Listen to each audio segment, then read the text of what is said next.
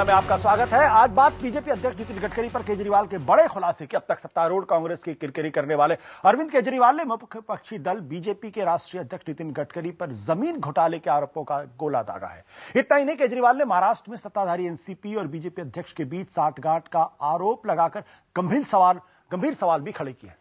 जाहिर तौर पर गडकरी ने इन आरोपों को बीजेपी को बदनाम करने की साजिश बताया है। एनसीपी से गडकरी को जमीन देने के फैसले को एनसीपी ने सही ठहराया तो कांग्रेस को हमले का मौका मिल गया। लेकिन सवाल यह है कि देश में सियासी पार्टियां क्या एक दूसरे के पाले में गेंद डालकर सिर्फ विरोध का दिखावा कर रही हैं? क्या अंदर खाने में वाकई सब मिले जुले हैं? एजेंडा में आज बात इसी पर। क्या केजरीवाल के खुलासे के बाद वर्तमान राजनीति का असली चेहरा बेनकाब हो गया है? और क्या वाकई में अरविंद केजरीवाल के आरोपों में दम है या वो सिर्फ बेबुनियाद है? हमारा एजेंडा साफ है, राजनीति का भ्रष्ट गठजोड़ बेनकाब होना चाहिए। बातचीत के हमारे साथ मौजूद है बीजेपी के प्रवक्ता शाहनवाज हुसैन मुंबई से, एनसीपी के नेता नवाब मलिक मुंबई से, इंडिया अगेंस्ट करप्शन के सदस्य संजय सिंह और स्टूडियो हमारे साथ मौजूद वरिष्ठ पत्रकार राहुल देव। आप लोगों का स्वागत है।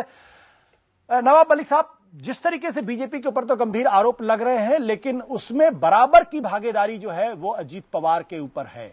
क्या आप मानते हैं कि अजीत पवार पर भी मामला चलना चाहिए? देखिए, सारे इल्जाम बेबुनियाद और बदनाम करने के हेतु से लगाए गए हैं जी।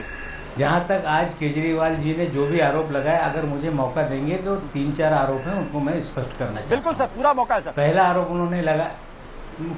उन्होंने लगाया कि महाराष्ट्र सरकार किसानों को सिंचाई के लिए पानी नहीं देती जी, और पावर प्लांट को पानी दे रही है जी। आपकी जानकारी और देश की जानकारी के लिए बताना चाहता हूं कि महाराष्ट्र में कानून बना है कि पीने के पानी की पहली प्राथमिकता, सिंचाई 2 नंबर पे और 3 नंबर पे जो इंडस्ट्री होगी वो, और उसका पूरी तरह से अमल हो रहा है। अभी एक पावर प्लांट को लेके, सोफिया को लेके लोग कोर्ट में गए थे, कोर्ट ने वो सारी पॉलिसी को एंडोर्स कर दिया जी। दूसरा आरोप उन्होंने लगाया कि जमीन मिली भगत के तहत दी गई है। महाराष्ट्र सरकार की जो पॉलिसी है उसके तहत ये सारे निर्णय लिए गए, किसी भी नियम को ताक पे रखकर या वायलेट करके कोई भी निर्णय नहीं लिया गया। 70 पावर प्रोजेक्ट लगाए जा रहे हैं महाराष्ट्र में, ये बात सही है।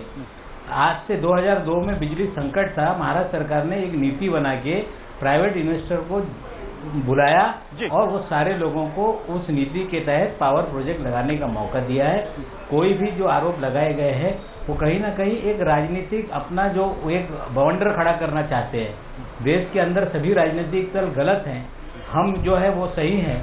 किसी तरह से राजनीतिक पूरी व्यवस्था पे सवाल खड़ा करके एक सोची समझी साजिश के तहत इस तरह का आरोप लगाया गया है। आपकी जानकारी के लिए कह दूं कि व्हाइट पेपर का डिमांड भी भारतीय जनता पार्टी ने की।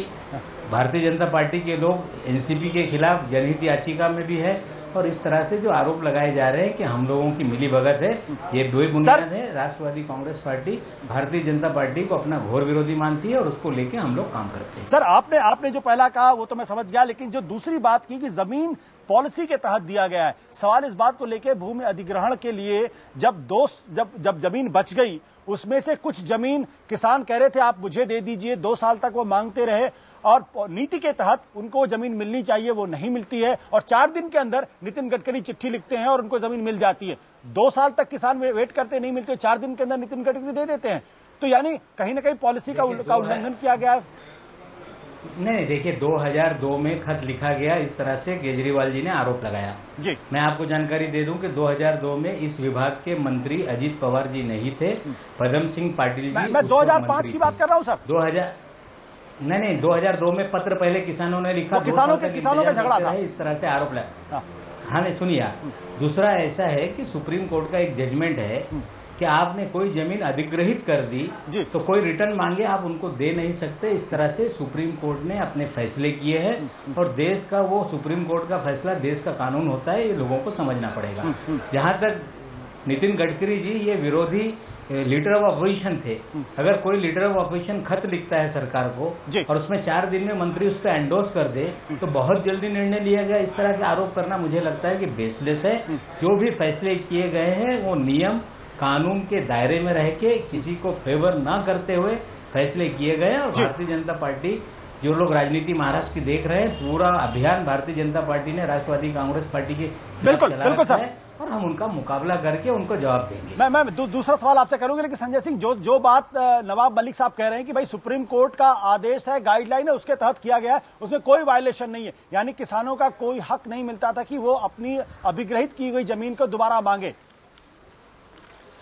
देखिए आशुतोष जी, मेरे पास एक पत्र है, मैं उस आधार पर बात करूंगा। इसमें पुलिस स्टेशन बेला में गजानन जी है, मिस्टर गजानन, जो उस गांव के किसान हैं, उन्होंने एक पुलिस कंप्लेंट दी है, और वो पुलिस कंप्लेंट दी है मिस्टर दबे, जो एमडी हैं पूर्ति फैक्ट्री के, और मिस्टर जेडे करके हैं, ये इंजीनियर हैं, और मिस्टर चफले, ये इंजीनियर हैं। इन लोगों के खिलाफ उन्होंने कंप्लेंट दिया है कि इन लोगों ने जबरन डरा धमका के पूर्ति ग्रुप ने वहां पर हमारी जमीन ले ली, जिसको मैं पिछले 15 साल से खेती किसानी कर रहा था, और वो जमीन अधिग्रहण के अतिरिक्त हमको जो जमीन बची थी उसके आधार पे हमें खेती किसानी करने के लिए डैम इंजीनियर मिस्टर पर्वत साहब के द्वारा दी गई थी, जहां पे हम अपनी खेती किसानी कर रहे थे। तो जो बार बार ये कहा जाता है कि कंप्लेंट और शिकायत कहां की जाती है, एक किसान ने बाकायदा शिकायत की है पुलिस स्टेशन बेला में। दूसरी बात, उस इलाके की जमीन, जिस इलाके में किसान कर्ज के कारण आत्महत्या कर रहा है, जिस इलाके में किसान गरीबी और भुखमरी से मर रहा है, और वहां डैम बनाए गए। डैम किस लिए बनाए गए? किसानों की सुविधा के लिए, कि उनको सिंचाई के लिए पानी उपलब्ध हो सके, उनको मरने के लिए मजबूर न होना पड़े। लेकिन उस इलाके में डैम बनाकर वहां कई डैम्स में कैनाल तक नहीं है, और उस डैम के पानी को आप फैक्ट्री को क्यों दे रहे हैं? वहां तो किसानों के इस्तेमाल के लिए उस पानी का इस्तेमाल होना चाहिए। आप बड़े पैमाने पर पावर प्लांट लगा रहे हैं, जिसमें 5 पावर प्लांट गडकरी जी के हैं, 5 पावर प्लांट गडकरी जी के हैं। संजय जी, एक बुनियादी सवाल जो इस पूरे झगड़े के अंदर है वो ये है कि जो आप लोगों ने कहा कि भाई 2 साल तक किसान मांग रहे थे, आपने उनको नहीं दिया, और 4 दिन के अंदर आपने फैसला कर दिया, और वो कानून सम्मत नहीं है। हाँ बिल्कुल, ये सेक्रेटरी लेवल के अधिकारी ने इसमें ऑब्जेक्शन लगाया, कोई मैं थोड़ी कह रहा हूँ। इसमें एक सेक्रेटरी लेवल के अधिकारी ने, उसका नाम भी पढ़ दे रहा हूँ। एक सेकंड, 1 मिनट नवाब मलिक साहब, एक सेकंड।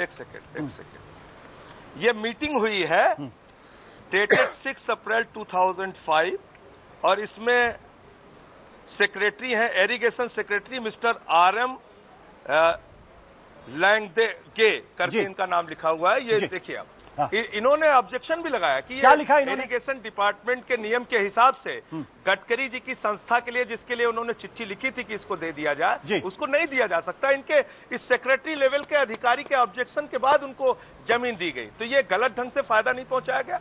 और जो ये बार बार कहा जा रहा है कि 100 एकड़ की जमीन बहुत छोटी है, तो ये तो फिर बेनी प्रसाद वर्मा जी की जो बात है, उसको भारतीय जनता पार्टी भी वही भाषा बोल रही है। बिल्कुल संजय जी, हमारे साथ शाहनवाज हुसैन भी बहुत देर से जुड़े हुए हैं। शाहनवाज जी, जो बात संजय सिंह ने उठाई है कि जो सेक्रेटरी है उस इरिगेशन डिपार्टमेंट का, उसने ऑब्जेक्शन किया था, सेक्रेटरी के ऑब्जेक्शन को नहीं माना गया और आनन फानन में जमीन दे दी गई अजीत पवार के द्वारा। ये सवाल आपसे भी होगा, ये सवाल नवाब मलिक, पहले आप जवाब दीजिए। देखिए आशु जी, लैंड एक्विजिशन पे भी बात अलग से करनी चाहिए। ये जो लैंड एक्विजिशन की पॉलिसी है, उसके तहत मैं जहां का रहने वाला हूं, मेरे नानिहाल की सारी जमीन लैंड एक्विजिशन में चली गई, 18 कट्ठा जमीन बची। अब मुझे चल के वो सारी जमीन मेरी लौटवा दीजिए, क्योंकि उस पर वो काम नहीं हो रहा जो प्रोजेक्ट बना था, गंडक प्रोजेक्ट। रेलवे की जो जमीन है वो ट्रैक बिछाने के लिए ली गई, जो जमीन बच गई है वो जमीन दिल्ली के किनारे में बड़ी कीमती है, उन सब किसानों को बुलाइए और उनको लौटवाइए। डीडीए की जो जमीन ली गई थी, आज वहां पर डीडीए ने पप्पन कला जो पहले कहलाता था, जमीन नहीं बनाया, वो जमीन बची हुई है। क्या द्वारिका के किसानों को वो जमीन सरकार लौटाएगी? क्या इसके लिए केजरीवाल साहब या संजय सिंह जी आंदोलन चलाएंगे कि वो सारी जमीन उनको लौटा दीजिए? सवाल इस जमीन का है, भट्टा परसोल हो या नंदीग्राम हो या सिंगूर हो, लैंड एक्विजिशन के मैं यही कह रहा हूं, मुझे थोड़ा सा वक्त दे दें। ये इसकी एक पॉलिसी बनी हुई है लैंड एक्विजिशन की।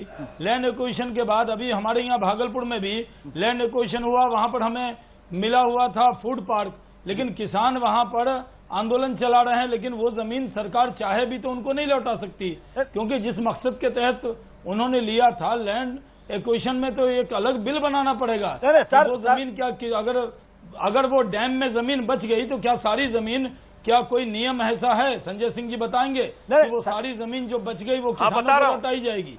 जब शहनवाज भाई, मैं यही कह रहा हूं कि लैंड एक्विजिशन के एक्ट के तहत जो जमीन किसानों को वापस नहीं की जा सकती, वो गडकरी साहब को कैसे दे दी गई? मेरा सवाल ये है। इसलिए वो जमीन का जी, मैं संजय जी यही बता रहा हूं कि वो नियम कहता है कि सरकार उसका सोशल यूज कर सकती है। अभी वही नियम बना हुआ है, पार्लियामेंट में वो कानून बनना है फिर से। उस नियम के तहत 11 साल के लिए, सिर्फ 11 साल के लिए शहनवाज भाई, पर किसानों के लिए गन्ना का बीज पैदा करने को अगर एक संस्था को दिया गया तो इसमें क्या अपराध हो गया? शहनवाज भाई, इसमें अपराध की बात करें, इसमें ऑब्जेक्शन इस बात जो उस पे खेती किसानी कर रहा था उसकी जमीन लेके क्यों दिया गया? नहीं, सवाल इस बात को लेके ये है कि इरिगेशन सेक्रेटरी ऑब्जेक्शन कर रहा है। नहीं, इरिगेशन सेक्रेटरी ने ऑब्जेक्शन किया है बाकायदा। शहनवाज जी, उसने पुलिस कंप्लेंट किया कि डरा धमका डैम से जमीन ली गई। शहनवाज भाई, इरिगेशन सेक्रेटरी ने बाकायदा ऑब्जेक्शन किया उस पर। नहीं, सुनिए, वो जो जमीन ली गई वो तो एक बार वो जमीन ली गई डैम के लिए, जो जमीन बच गई जी, उस पर परमानेंट कंस्ट्रक्शन के लिए तो नहीं दिया गया इनकी संस्था को। नहीं, मेरे सवाल का जवाब अभी भी नहीं। का बीज पैदा कर रहे हैं और किसान खेती भी कर रहे हैं। शहनवाज भाई की बात सुने, आपको लग रहा है कि इरिगेशन सेक्रेटरी के ऑब्जेक्शन के बावजूद भी जमीन दी गई, उस पर एक किसान ने बाकायदा क्रिमिनल केस दर्ज किया गया कि भाई उनको डरा धरा की धमकी? बहुत साफ है। हम शहनवाज से, जो बीजेपी के प्रवक्ता है, उनसे ये उम्मीद कैसे कर सकते हैं कि वो मान ले कि वो उनको बिल्कुल सब ठीक दिया गया। लेकिन अगर विभाग का सचिव उस पर आपत्ति कर रहा है तो इससे ज्यादा गंभीर बात क्या हो सकती है कि अगर इसका मतलब है कि वो गैर कानूनी है। अगर सचिव कह रहा है तो सचिव का कोई अपना निजी स्वार्थ नहीं है उसमें। और इस मामले में कई सवाल हैं, जो दोनों पक्षों से कई सवाल हैं। पहली बात ये कि ये अगर बांध के लिए जमीन ली गई थी तो हम जानते हैं कि भूमि अधिग्रहण के नियम ये हैं कि एक उसका सार्वजनिक उद्देश्य बताना पड़ता है, जमीन का इस्तेमाल उसी के लिए हो सकता है, उसके अलावा किसी और काम में उसका इस्तेमाल नहीं हो सकता। दूसरी चीज, नवाब मलिक साहब ने अभी पिछले सत्र में हमारे साथ जब वो थे, उन्होंने कहा कि साहब महाराष्ट्र की नीति थी कि उसमें पावर जनरेशन को बढ़ावा देना है, इसलिए इनको ये जमीन दे दी गई उनकी पावर कंपनी को। वहां पावर कंपनी है ही नहीं, वो अपनी गन्ने की नर्सरी चला रहे हैं। वो भी इसलिए चला रहे हैं, जो अभी उन्होंने खुद माना, सुषमा स्वराज ने माना और उन्होंने भी माना कि गन्ने की खेती इसलिए क्योंकि उनकी अपनी वहां पे 3 शुगर मिल्स हैं, तो उनको अपने मिलों के लिए गन्ने का उत्पादन बढ़ाना है विदर्भ में, इसलिए वो वहां पे नर्सरी चला रहे हैं और लोगों को, किसानों को वो दे रहे हैं। तो ये तो अपना ही उनकी उस सहकारी कंपनी का ही स्वार्थ हुआ ना। जी बिल्कुल। नवाब मलिक साहब, जो सवाल मैंने शहनवाज भाई से पूछा, तो शहनवाज भी आपके पास आऊंगा, लेकिन आपने कहा नीति सम्मत हुआ है। मेरा सवाल इस बात को लेकर यह है कि इरिगेशन सेक्रेटरी ने बाकायदा ऑब्जेक्शन किया है। अगर ऑब्जेक्शन किया है तो इसका मतलब नीति सम्मत नहीं था, वो नहीं होती थी। नहीं, मैं जवाब देना चाहता हूँ, 1 मिनट मुझे मौका दे। जी नवाब मलिक साहब। देखिए, ऐसा है, मैंने पिछले सत्र में कहा था कि पावर जनरेशन के लिए जगह देने की नीति है जी। वहां पे को जनरेशन की यूनिट तमाम शुगर मिल में लगी हुई है। वहां पे किसानों को गन्ने की नर्सरी करके गन्ना दिया जाए ताकि अच्छे पैदावार हो, वहां पे को जनरेशन के लिए बगास उपलब्ध हो, उस उद्देश्य से ये जगह दी गई है। और कोई सेक्रेटरी अपना ओपिनियन दे वो फाइनल नहीं होता। Opinion of a secretary can be over ruled. अगर किसी सेक्रेटरी ने कोई ओपिनियन दिया है तो वो डिसीजन नहीं हो सकते। ये डिसीजन मेकिंग प्रोसेस का वो एक भाग है, उनका ओपिनियन हो सकता है। किया गया उसको। मैं कह रहा हूँ ओपिनियन और ऑब्जेक्शन में फर्क करना पड़ेगा सर। मिल के लिए दी गई, किसानों के हित में ये दी गई। नहीं, नवाब मलिक साहब, ओपिनियन और ऑब्जेक्शन में फर्क करना पड़ेगा। वहाँ पर विदर्भ में गन्ना की खेती नहीं, जी, ऑब्जेक्शन ऐसा होता है कि ऑब्जेक्शन एंड ओपिनियन, कोई सेक्रेटरी किसी निर्णय में अपना ओपिनियन रख सकता है कि ऐसे ऐसे होना चाहिए, ऐसे ऐसे नहीं हो सकता।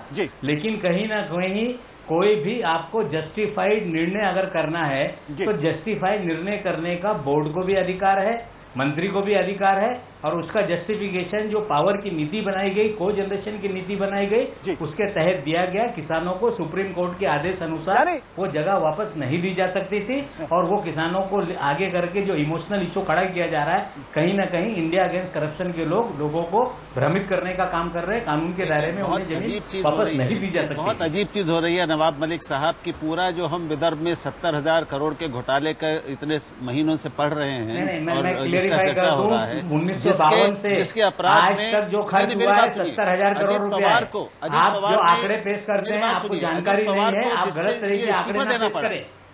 उसमें भी अगर उनकी कोई गलती नहीं है, देना नहीं पड़ा, इस्तीफा देना पड़ा दिया है। इस्तीफा किसी ने मांगा नहीं, नहीं इस्तीफा किसी ने मांगा नहीं, इस्तीफा उन्होंने खुद दिया है। अरे तो क्यों दिया भाई? महाराष्ट्र की जनता के सामने 70,000 करोड़ रुपए का आंकड़ा 1952 से लेके 2012 तक जो इरिगेशन डिपार्टमेंट में खर्च हुआ है वो आंकड़े हैं। और 70,000 करोड़ का घोटाला ऐसे भ्रमित पैदा करके लोगों की दिशा भूल करना वो बात सही नहीं है। ये मुझे बताइए नवाब मलिक साहब, और सारे निर्दोष आदमी, एक मिनट, निर्दोष आदमी इस्तीफा क्यों देगा? अगर कोई मंत्री जिसको पूरा विश्वास है उसने कुछ गलत नहीं किया, इस्तीफा क्यों देगा? अगर किसी ने इस्तीफा नहीं मांगा और कोई आदमी इस्तीफा दे दे, कोई कोर्ट के ऑर्डर्स नहीं और इस्तीफा दे दे, तो आप पूछेंगे आपने इस्तीफा क्यों दे दिया? सर, आप उठा रहे हो तो हमने इस्तीफा दिया है और जनता के सामने चीजें असेंबली के सेशन में आएगी कि क्या परिस्थिति है, कितना खर्च हुआ, कैसे खर्च हुआ। सर मैं आपको बता देता हूं, ये जो चीजें है ये आपको समझना पड़ेगा। सर मैं आपको बता देता हूं कि इस्तीफा इसलिए दिया क्योंकि पृथ्वीराज चौहान की सरकार इरिगेशन घोटाले के ऊपर व्हाइट पेपर लेकर आना चाहती थी, श्वेत पत्र लेकर आना चाहती थी, जिसपे अजीत पवार, शरद पवार दोनों को नाराजगी थी और पॉलिटिकल माइलेज लेने के लिए उन्होंने इस्तीफा दिया और बाद में कहा कि इस पूरे मसले पर जो है नहीं आपकी जानकारी कम है। मैं आपको जानकारी दे दूं कि महाराष्ट्र के, जरा सुनिए आप, महाराष्ट्र की विधानसभा में ये चर्चा उपस्थित की गई इरिगेशन को लेके। सुनील तटकरे इरिगेशन मिनिस्टर, उन्होंने 1 घंटे 40 मिनट रिप्लाई किया। मैं वहां पे स्पीकर के चेयर पे तालिका अधिकारी के नाते हम बैठे थे। उन्होंने आश्वासन दिया कि आने वाले अधिवेशन में हम श्वेत पत्रिका लाएंगे। जब एक बार table floor of the house sir वो आश्वासन दिया गया है तो राजीनामा देके कोई राजनीति नहीं हुई है, ठीक है। बवंडर खड़ा किया जा रहा था, इसीलिए कहा है कि आप पूरी तरह से सर आप कह रहे हैं कि तमाम इरिगेशन प्रोजेक्ट को मौका दे दिया गया। हकीकत ये है कि महाराष्ट्र के अंदर 10 साल के अंदर सिर्फ 0.1% इरिगेशन की जमीन हुई। उसका भी मैं 0.1% रिप्लाई देना चाहता हूं। एक मिनट में रिप्लाई दे दूं। इरिगेशन डिपार्टमेंट के पास पानी रोकना और पानी डिस्ट्रीब्यूशन करने की जिम्मेदारी है। महाराष्ट्र में 50% यहाँ पे पूरी तरह से शहरीकरण हो गया। 50% जनता को और गांव के 20%, 70%, 7 करोड़ लोगों को पानी पिलाने का काम भी यही डिपार्टमेंट कर रहा है। इंडस्ट्री को भी यही डिपार्टमेंट पानी दे रहा है। सिंचाई का जो 1% का आंकड़ा है वो गलत है। 4% क्षेत्र बढ़ा है, लेकिन पीने के लिए 7 करोड़ लोगों को रोज पीने, नहाने, खाने पीने का पानी। चलिए मैं आपकी बात मान लेता हूं। यही तो हम कह रहे हैं कि व्हाइट पेपर के जरिए 70,000 का प्रोजेक्ट, चलिए सर 70,000 का प्रोजेक्ट है और सिर्फ 4% अगर बढ़ता है तो ये भी अपने आप में बड़ी हैरानी की बात है। शाहनवाज भाई आप बहुत कहना चाह रहे थे। 1952 से लेकर 2012 तक जो पैसे खर्च हुए गए वो पैसे हैं शाहनवाज भाई 60 साल में, 70 साल में, शाहनवाज साल में जो खर्च किया गया वो 70,000 करोड़ है। शाहनवाज भाई प्लीज। सवाल है कि एक सवाल ये खड़ा किया गया इंडिया अगेंस्ट करप्शन के जरिए, क्योंकि एक बड़ा इल्जाम उन्होंने लगाया कांग्रेस के परिवार के एक व्यक्ति पर। तो एक हुआ कि साहब बीजेपी पे भी लगा दो, तो बहुत बड़ा डंबा खड़ा हुआ, लेकिन निकला कुछ नहीं है। गडकरी जी की निजी संस्था को नहीं दिया गया। ये जमीन सहकारी संस्था है और महाराष्ट्र में बहुत सारी सहकारी संस्था है। उनकी संस्था में 2 किसानों को नहीं दिया आप कह रहे हैं, शाहनवाज भाई उनकी संस्था में 15,000 किसान हैं। ये सहकारी, ये कोऑपरेटिव है। शाहनवाज भाई आपको भी पता है महाराष्ट्र के अंदर सहकारी कोऑपरेटिव बना के किस तरीके से वहां राजनीति होती है और किस तरीके से लूट होता है, मुझे ये बताने की जरूरत नहीं। संजय सिंह आखिरी सवाल आपसे। संजय सिंह, ये पूरी तरह से ये किसानों को मैं नवाब अली की बात का जवाब देना चाहूंगा। जी गडकरी जी की संस्था को भी दिया। उन्होंने कहा कि नियम को ध्यान में रखते हुए ये जमीन दी गई। जी मैं उनसे पूछना चाहता हूं, handing over of land to Nitin Gadkari was illegal. एक लिखा हुआ in this committee meeting it was clearly brought out that such handing over of land to Nitin Gadkari was in the violation of a government letter number JAY 1097 मोपरा dated 6 April 2005। इसमें साफ साफ लिखा हुआ है कि as per their rules number 19/2 and number 28 made when the irrigation corporations were founded, it was stated that neither buildings nor land should not be rented, leased or sold to private organizations। मैं ये पूछना चाहता हूं, ये नियम महाराष्ट्र में लागू है या नहीं, या मैं जो ये नियम की चर्चा कर रहा हूँ ये कौन सा कागज को आप रिफर कर रहे हैं संजय सिंह जी, मुझे पता नहीं, लेकिन मैं पूरी जिम्मेदारी से कह रहा हूँ कि जो भी निर्णय लिए गए वो महाराष्ट्र में जो भी पॉलिसीज है, जो हमारी पावर पॉलिसी थी 2002 में पॉलिसी बनाई गई पावर स्केर्सिटी को दूर करने के लिए। सर ये पावर का मसला ही नहीं है, उसके ढांचे, ये पावर का मसला नहीं है, पावर का मसला नहीं है, ये कानून के संबंध के हिसाब से जमीन का मसला है। महाराष्ट्र जरा सुन लीजिए, पावर को दिया शुगर, जरा आप मेरी बात सुनिए, को जनरेशन जो शुगर मिल के साथ को जनरेशन के पावर यूनिट लगे हुए हैं, उनके लिए गन्ने की नर्सरी बनाने के लिए वो पावर जनरेशन के नाम पे दिया गया है। सर पावर जनरेशन का मसला ये तो जमीन के इस्तेमाल का मसला है, और जमीन को कानून के मुताबिक दिया गया है या दिया नहीं दिया गया, आप उसको पावर जनरेशन में जोड़ रहे हैं। संजय सिंह जो बात कर रहा है उसका जवाब दीजिए, उसमें लिखा हुआ इलीगल नहीं कर सकते आप, लीज पे नहीं दिया जा सकता, इसमें लिखा है। ऐसा है कि कौन से कागज को रिफर कर रहे हैं, कौन से कागज की बात नहीं कर रहे। संजय सिंह कोई गैर जिम्मेदार आदमी नहीं है। लोग कौन सा कागज देते हैं, आपके हाथ में किसी ने पुड़िया दे दी लेके आप, हमारे सारे कागज आज तक सही साबित हुए हैं, सारे नियम के तहत सारे नियम के तहत निर्णय लिए गए हैं, और जो लोग आरोप लगाने का काम करते हैं उन्होंने, जो रॉबर्ट वाड्रा पे आरोप लगा रहे हैं, उन्होंने इलाहाबाद में कोठी 150 करोड़ की, सर नवाब मलिक साहब 1 लाख रुपए कौन सा नियम था सर भूषण और सारे लोगों को जिन पे आरोप लग रहे हैं, बगल में इलाहाबाद जाके देखिए कि भूषण परिवार ने जो रजिस्ट्री की है, कहते हैं कि 50 साल नवाब मलिक साहब एक बात आपसे पूछो, और 150 करोड़ की कोठी हमने 1 लाख में ले ली। आरोप लगाने नवाब मलिक साहब नहीं खड़ा करना चाहिए। नवाब मलिक साहब आपसे आखिरी सवाल है, मैं ये बात कहना चाहता हूं, आज अरविंद केजरीवाल ने साफ तौर पे कहा है, चाहे प्रशांत भूषण हो चाहे अरविंद केजरीवाल हो, जो भी उनके ऊपर आरोप लगे हैं उसकी जांच करा लीजिए दुनिया की किसी एजेंसी से, किसी भी संस्था से। क्या अजीत पवार भी यही कहेंगे कि उनकी जांच करा ली जाए? केजरीवाल को हमको देखिए, हमारे खिलाफ तो जनहित याचिकाएं दायर है 5-5। नहीं, अरे क्यों दायर है? कुछ गलत किया होगा तभी तो दायर है सर। इंडिया अगेंस्ट करप्शन के लोगों ने याचिकाएं दायर की है।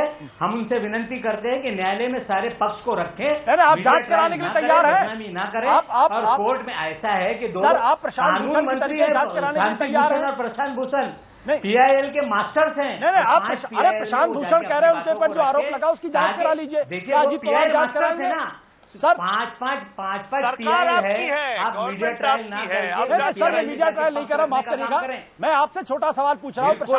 प्रशांत भूषण अपने ऊपर, सर एक मिनट, फैसले ये भारतीय लोकतंत्र को शोभा देने वाली चीजें नहीं है। सर नवाब मलिक साहब बात रखिए, PIL 5 फाइल है, उस PIL में अपनी बातें रखिए जाकर। सर प्रशांत भूषण ये कह रहे हैं उनके ऊपर जो आरोप लगे हैं उसकी जांच दुनिया की किसी भी एजेंसी से करा लीजिए। क्या अजीत पवार जांच कराएंगे? वो ऐसे है, देखिए ऐसा है, जांच उनको करना है, कहां से करना है हमारा वो विषय नहीं है। आप जांच कराने के लिए तैयार नहीं है? जनता पार्टी के लोगों ने अजीत पवार जांच कराने के लिए तैयार PIL है, उसमें इंडिया अगेंस्ट करप्शन ने 2 PIL फाइल किया है, बीजेपी ने 3 फाइल। सर मैं छोटा सवाल आपसे कर रहा हूँ, आप जांच कराने के लिए तैयार है या नहीं तैयार है? आपने इस्तीफा ले लिया, आप क्या चाहते हैं कि आप मीडिया के जरिए आरोप लगे तो आरोप की जांच होनी चाहिए ना? अपनी बातों को रखिए सर, आरोप लगे, PIL फाइल की है तो वहां पे रखिए ना। नहीं, आप न्यायालय नवाब मलिक साहब से देश के आप नवाब मलिक साहब कानून को पालन नहीं, नवाब मलिक साहब प्रशांत भूषण जांच कराने के लिए तैयार है? क्या अजीत पवार जांच कराने के लिए तैयार है? मेरा ये कहना है कि प्रशांत भूषण बहुत ईमानदार आदमी है। इलाहाबाद में 150 करोड़ की कोठी वो 1 लाख में वो जांच कराने के लिए तैयार है? क्या आपके नेता जांच कराने के लिए तैयार है? क्या जांच, जब बेईमान आदमी है, हर जांच कराने के लिए तैयार है? बोलता है मेरी जांच कर लेने का काम करो। नहीं, क्या आपके नेता जांच कराने के लिए तैयार है ना? हम तो कह रहे हैं कि आप वकील हैं, आप सुप्रीम कोर्ट के मान्यवर वकील हैं, आप 5 PIL में जाके अपनी बातों को क्यों नहीं रखते? मीडिया के जरिए मैं तो सीधा सवाल कर रहा हूँ आपसे। नवाब मलिक साहब सीधा सवाल है नवाब मलिक साहब, दोनों कानून के पंडित हैं, 5 PIL है, इंडिया अगेंस्ट करप्शन की PIL है, उसमें प्रशांत भूषण और शांति भूषण क्यों नहीं जाके अपीयर होते?